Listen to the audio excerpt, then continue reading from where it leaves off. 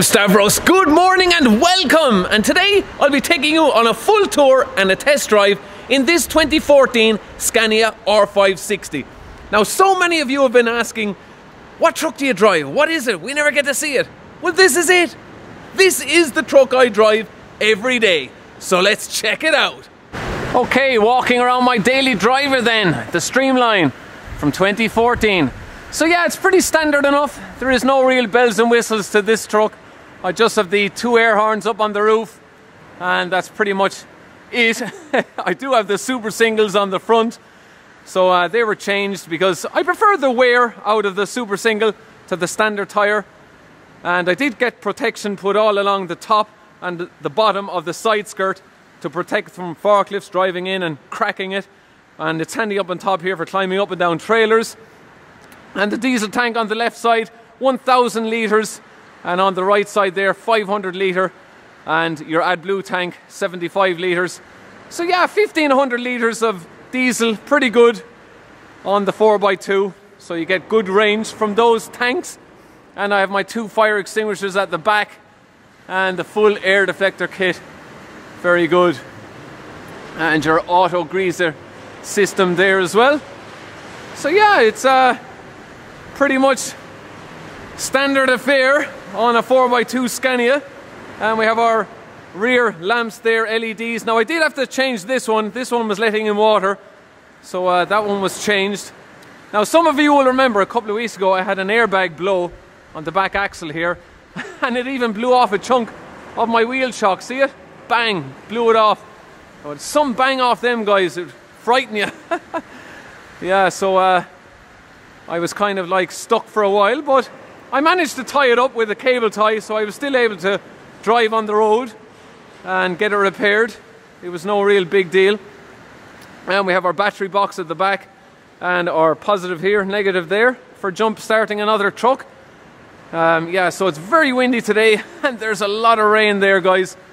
It's ridiculous the amount of rain we've had in the last couple of weeks. So yeah, let me just open up the passenger side. I did put the Scania Griffin badge there on the side, just to give you a look. And yeah, we have the V8 badge on the door, and we have the leatherette with the Scania Griffin there embossed. And you can push up the seat base here as well.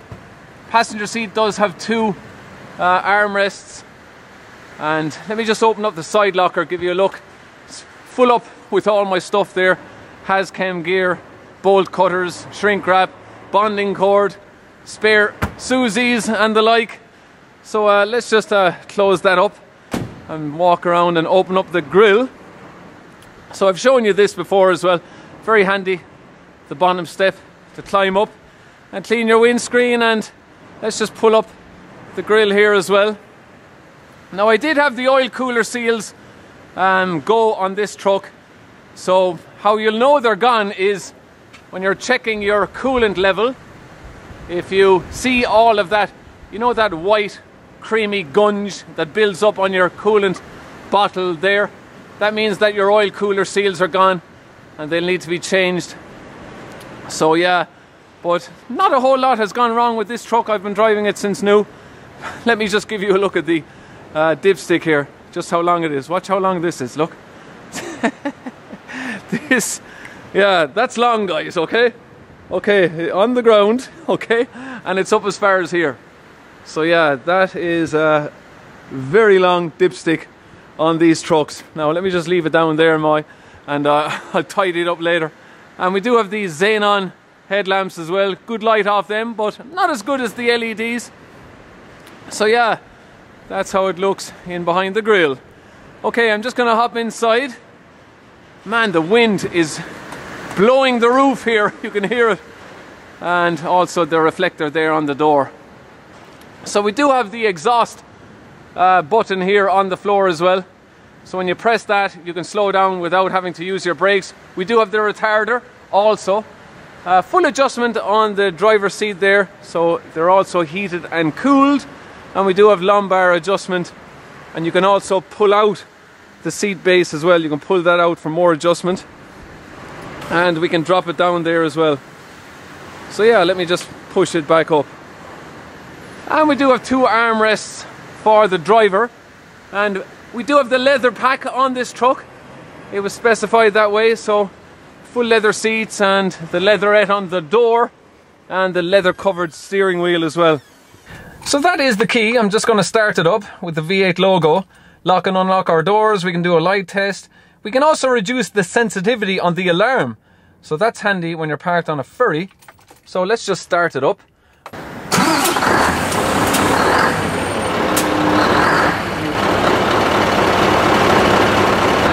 Okay, there we go. Now, let me just go down through the display here. So we have our speedo there, our oil pressure gauge, fuel gauge over there, our engine temperature, miles per gallons gauge, and our rev counter. And if I flick the lever forward here, we can go down through our gears. So let me just zoom in there. You'll see we're on auto eco mode in 3rd gear. I like to keep it that way just to maximize our miles per gallon. And let's just go down through the menu here and I can show you exactly what we're doing for our miles per gallon. And there you go, 8.71 achieved over 112,000 kilometers. So that's not too bad an average. If I come out of that, we can check our air pressure gauges. And over there, that is your back axle, what weight we have on that. And down on the lower one, we can do a startup checklist, add blue and clutch disc and our brake linings. And we can also program the upper and lower fields. So say for instance, if I wanted cruise control showing up on the top, I can do that. Diff locks, fuel consumption, total running hours, but I have the AdBlue showing. And if we come out of that, we can program the lower field to show tachograph information, your audio, your brake pressure, fuel consumption. So yeah, that's just the way that you can configure your screen on this Streamline. Pretty nice layout. Okay, over to the screen here, your satellite navigation. It's not really the best system in this. I prefer to use my phone, and plus when the sun is shining on this screen, you can't see a thing in it. So yeah, the newer screens are far better. This is pretty much the same system you'd find on an MAN, the previous generation that is. So moving over to all our functions, that is your panic alarm switch, our heated mirrors, all your lighting controls on the interior. Down here are air conditioning controls, and we have an econ function as well if you want to save on fuel using your aircon. That is our auxiliary heater, night heater and air recirculation, and our sunroof controls there. And over here we have our diff lock, all our lighting controls there for the exterior. That is your hill hold and our horn switch. Let me just press the horn for you. There we go. And down on this side, that is your white smoke limiter. So you would use that on really cold mornings. The exhaust does blow out a lot of white smoke, so that will limit it. And here we have the auto function for our exhaust brake, and your leveling controls for the back axle, and your cruise control, and all our door functions there for the windows and mirrors. Over here is just for going up and down through your menu, as I showed you. Over here, your stereo functions. Down here we have the hill descent control for the cruise control. So you can set your speed and the truck will slow down and speed up automatically going up and down hills. So I like that function. And yeah, we just have an aftermarket phone put in here as well. Your cup holders and storage in there. And also the drawer here as well. And we do have the fridge. So I have it cleaned out here, and I have the powder there just to stop it from smelling up. But yeah, it's an okay fridge on these. Not as good as the newer ones, of course. And the bunk. And I also like the night heater on these as well. The way that you can program it to come on during the day and night. Very good. And our upper bunk, I use that for storage. And our sunroof. And all the lockers there up on top. And more storage up here. And our tacho. Now I really like the folder here. I don't know why Scania didn't continue with this folder on the newer trucks, but I always find it useful just for keeping my bits and pieces in. But yeah, they've done away with it on the newer trucks, so yeah, it was sad to see that go. And over here as well we have more storage, and that's for all your bulbs. This came with the truck just for storing them. and our little screwdriver there as well. I'll tidy it up later on. And here we have your pull-out table as well, and all your fuses are underneath that. Okay, and your passenger seat with the 2 armrests. But yeah, the leather on this is like a cheaper type of leather compared to the driver's side. And I still have the plastic on the mats there as well, guys. Okay, so yeah, that's pretty standard enough on the interior. Pretty much gone down through everything you need to see. Oh yeah, the Opticruise as well. I'll go down through more on this on the drive as well, but it's simply just forward and push it in and back for reverse, up and down through your gears, and push it in for auto and manual mode. So yeah, pretty simple enough to use. But yeah, I think it's time to get it hooked underneath a trailer and hit the road.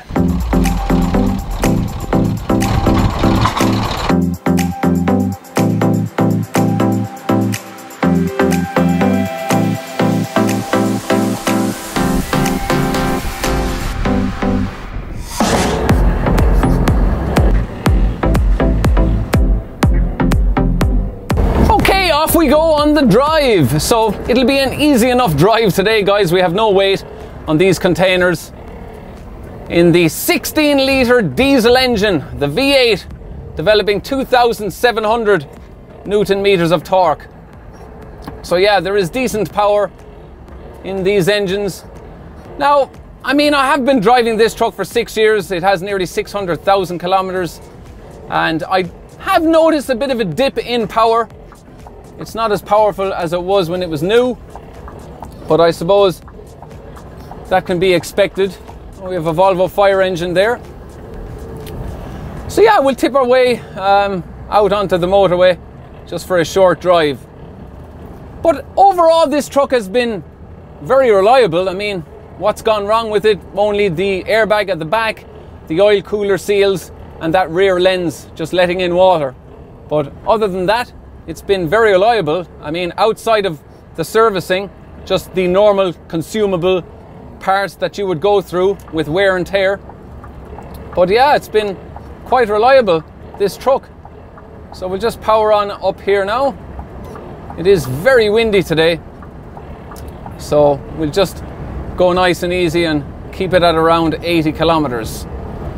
So yeah, I can set my cruise control there, and yeah, I mean, it will rev in at just under 1200 RPM at 80 kilometers, and it'll rev in at around 1300 RPM at 89 kilometers, which is around 55.6 miles per hour.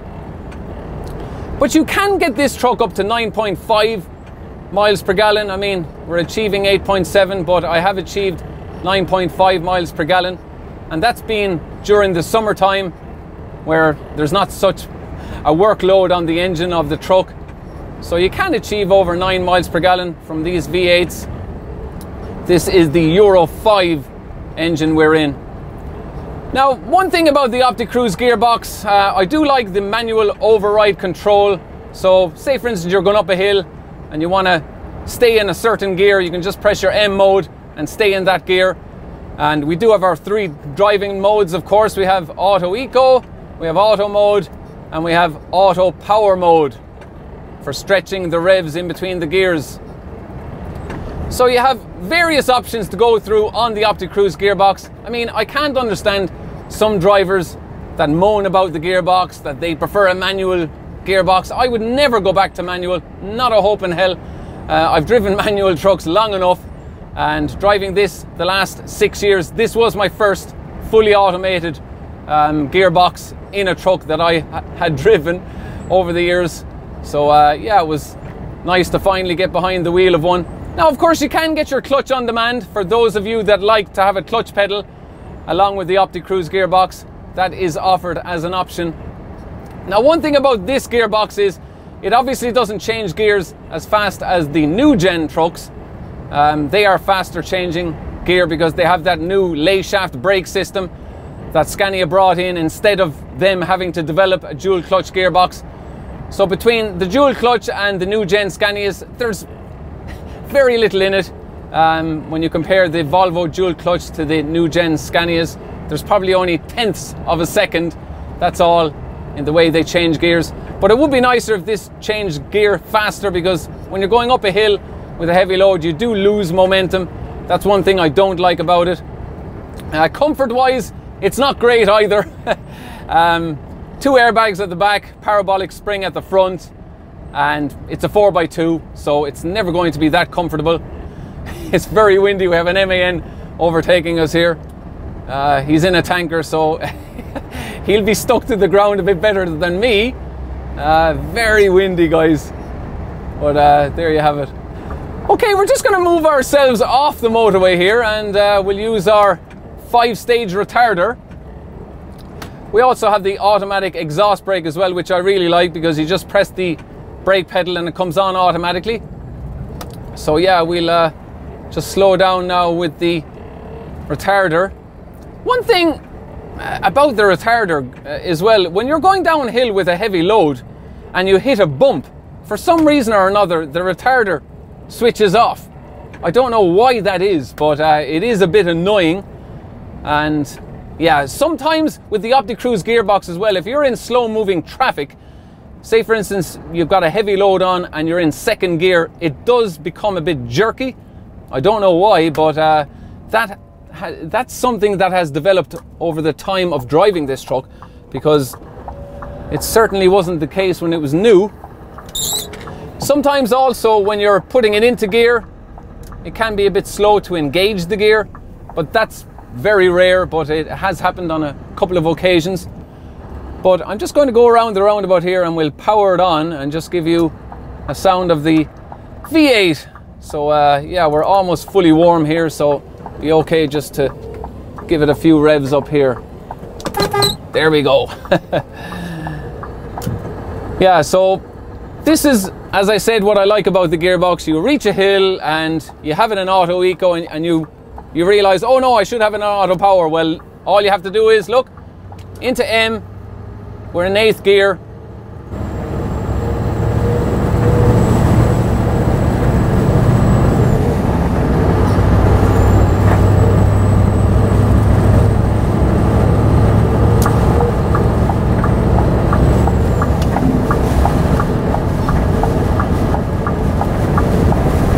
So yeah, this truck has been performing quite well in the fleet, and I'm sure it will remain in the fleet for at least another 10 years. Let's see what happens. It all depends what way these trucks perform as to how long they end up in the fleet. But this one so far is performing quite well. Man, it's getting windy today, guys. Very windy. So we're just going to take our time and make our way back to base. And I'm just going to put it back into, so you see, you can go manual power, manual eco mode. So you do have many functions on the Opticruise gearbox, but I'm just going to keep it in auto eco just to maximize our miles per gallon. So we're just making our way back off the motorway now, but it has been extremely windy today, so we're just going to go easy and make our way back to base. So yeah, I've been driving this since new, as I said, and been very happy with the truck. The fridge stopped working, so then we got it up and running again, and then it stopped again, so it hasn't been working since. But other than the normal mechanical stuff, this truck has been quite reliable. So I haven't been broken down and lost a day's work with this truck in 6 years. That's pretty good, guys. So yeah, we'll make our way back to base and sum up today's video.